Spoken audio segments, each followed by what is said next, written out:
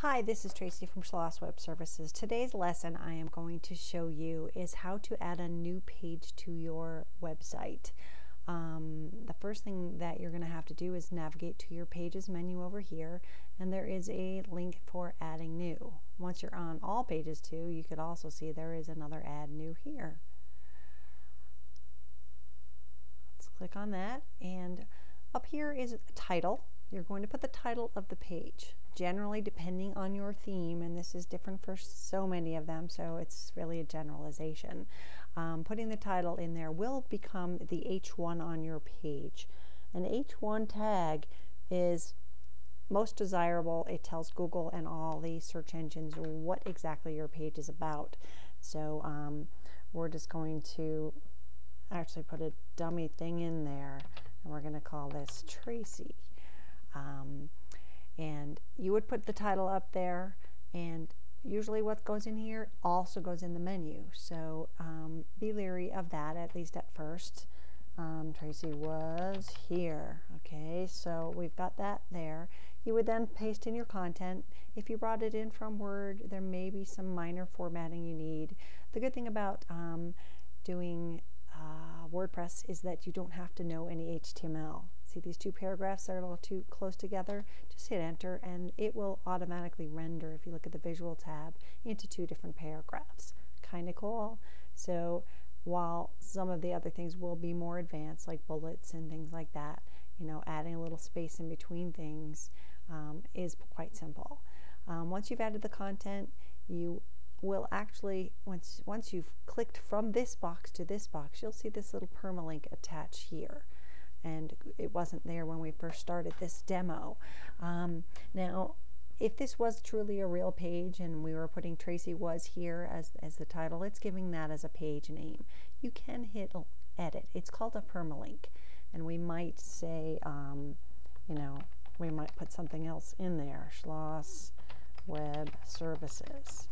Now, notice I have spaces here. When I click OK, WordPress is going to translate that and put dashes in between the pages. You can't have a blank space in there. You know, browsers just don't really work with that.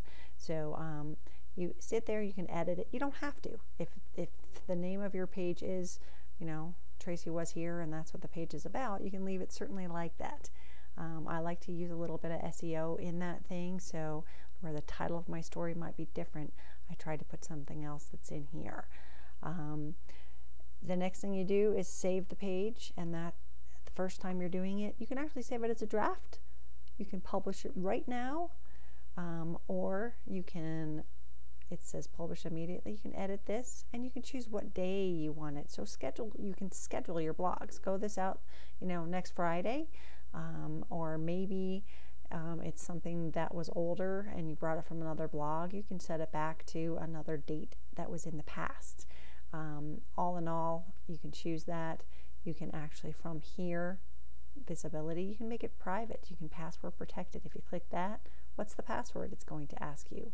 So you've got all these things in here that are you know, available for you. Really, all you have to do is hit publish, and you're going to publish it. Now, before we do that, I'm going to show you my site, and we're looking at this top menu up here. All my pages are going to go in there by default. Depending on the theme that you are using, you may not get them to automatically come into your menu up here. And I'm going to take that to another level. This particular theme is Thesis, and it's going to put it in there because I've asked it to. So if I publish this and we go look at the site and we refresh it, if you look up here, that Tracy is going to appear. Tracy was here. Well, that kind of bumped up my menu, and I really didn't want it to do that. So there's a few things we can do. First of all, sometimes we make a page like privacy policy and things like that that we don't want in our menu. I mean, we might want that in our footer, but we don't want it in the menu. So under appearance is something called menus. And depending on your theme, again, you might have to do this to even see the page for the first time. Because I've got this one set up, it's going to put it right into my menu. And here's my top level items. And there's the Tracy Was Here page. Now, if I were to click this and want the label to be different, that the label means what does it say? on the menu, and we're going to hit Save Menu. If we click that and we go back over here and we refresh, it says Tracy Hello. So that's how you can control it. If your story is really long that you've got that name and title of the story, you can come in here afterwards and edit it. While of course I don't want that in my menu at the moment, I can click on this, I can remove it. Doesn't mean the page is gone. I might link it from a story or link it from a menu or put it in the sidebar, or again, if it's my copyright, I might have it sticking in the bottom.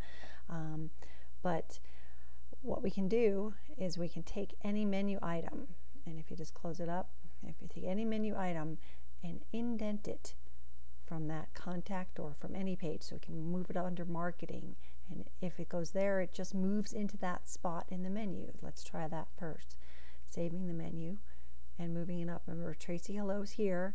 We're going to hit refresh, and I'll bet it'll appear right up here next to marketing. See? So it just bumped everything down. But again, that's not what we were going after. Let's try moving it to the right. You see that little box appearing? Drop it. Just move it to the right and let go and save the menu again. What that does is it creates a drop-down menu. Again, if you are using a theme that doesn't support drop-down menus, that won't work, but I'm assuming that you are. If we hit refresh on our website, the Tracy Hello is now under marketing. It's as simple as that to add something that will be a drop-down item. So by going into menu, placing it where you want it, either all the way aligned with the rest or going out. If you were to have another item, you could even go sub-menu from there and drag him off to the right. So that's how you create drop menus. It's so easy and so cool. And we're going to remove that. But that doesn't mean we didn't make a page. So we've got a page, we've got a link to it that we can always add as a URL. That is how you add a page in WordPress. This is Tracy Schloss. I hope it helped. Thank you.